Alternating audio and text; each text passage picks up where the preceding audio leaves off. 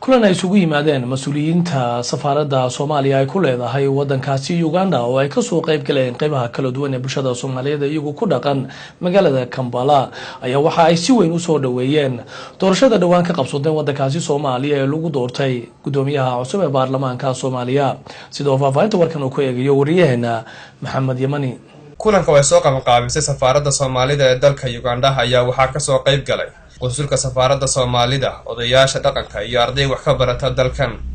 dadkii ka soo qayb galay xafladan ayaa waxa ay hambalyo iyo dardaaran u direen baarlamaanka cusub ee dowladda federaalka ee Soomaaliya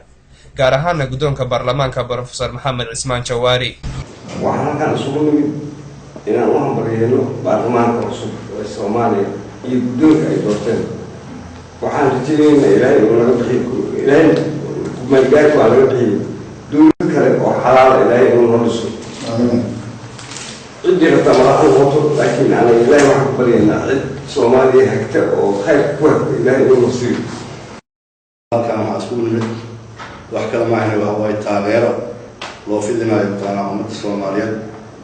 لأرعان برلمان مسؤول يقدميها برلمان الصومالية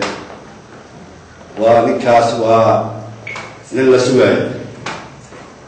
كل إلى واتسنا وحنقول ولا هاي كل إلى واتسنا وحنقول ولا هاي تب ليش الوجود جيدي هاي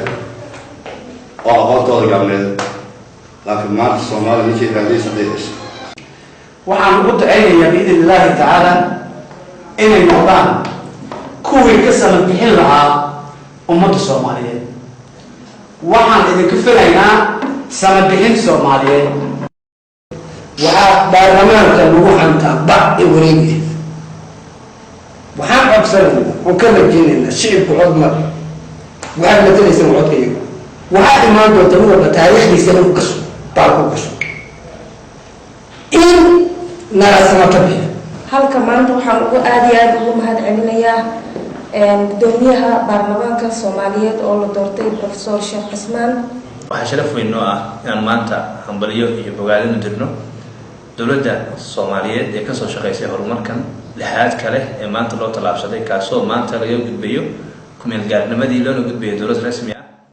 Muuse Macalin Yuusuf qunsulka safaaradda Soomaalida ee dalka Uganda ayaa gabagabadii kulanka bogaadiyay horumarka dhinaca siyaasadda iyo amniga leh ee ka socda magaalada Muqdisho isagoo dhinaca kalena hambalyo u diray gudoomiyaha cusub ee baarlamaanka Soomaaliya oo uu ku tilmaamay inuu yahay nin aqoon sharciyeed iyo mid maadiba leh kana saari kara dalka dhibaatada ragaadisay markii horeysay taariikhda Soomaaliya muddo 40 sano hadda in doorasho ay ka dhacdo Muqdisho gudaheeda Soomaaliya gudaheeda si nabadan ay ku dhamaatay xildhibaano la doortay waxaan aad ugu faraxsanahay xildhibaanada Soomaalida oo inay raali ka yihiin kula faraxsan yihiin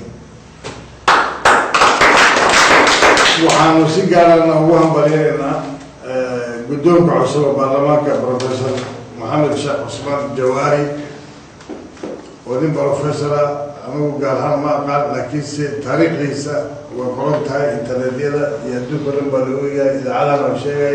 odayaashana rag si gaar u yaqaaneen waa nin cilmiga sharciga ku horumarsan tan islaamka iyo tan adduunkaba waa si gaar ah ugu hambalyeynaa tusaalooyinka Soomaaliya inay dhib ka baxdayna waxaa noo muujinaya guddoonka cusub ee doortay nooca uu yahay tacliinta uu haysto ayaa waxay muujinaysaa ragga doortay inay yihiin xildhibaano Soomaaliya maanta wadi kartay doorashadii ka dhacday magaalada Muqdisho ee caasimadda Soomaaliya ee lagu doortay baarlamaanka cusub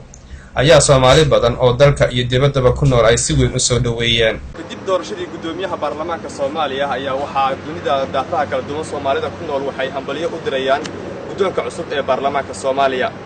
dalka Uganda ayaa waxaa markaas si weyn looga soo dhaweeyay gudoomiyaha cusub ee dawladda Soomaaliya ay yeelatay maalmihii la soo dhaafay waxaan hadda la dhowrayaa markaas waqti gidi soo socota in si rasmi ah loo doorto madaxweynaha dawladda Soomaaliya oo noqonaya madaxweynihii ugu horeeyay ee lagu doorto gudaha Soomaaliya muddo 20 sano ka badan. Maxamed Yamani TV-ga caalamiga ee Somali Channel Kampala.